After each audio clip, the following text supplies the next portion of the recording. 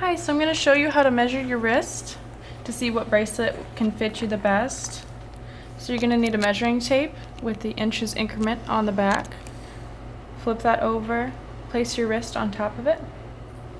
You're going to wrap it around, line up the 0 right around here. Bring this side around 2.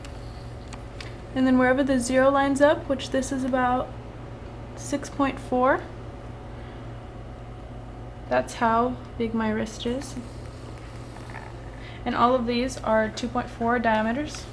So I'll show you how to put those on. So these just press down and pull up, and they just clip right on. Same with this one, press down and pull up.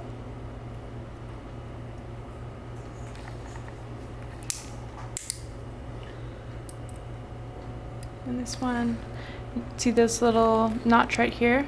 Press down on that, and this just comes right off. And then it just clips into place. So the maximum size for the 2.4 diameter big bracelets is a 7.5 inch wrist.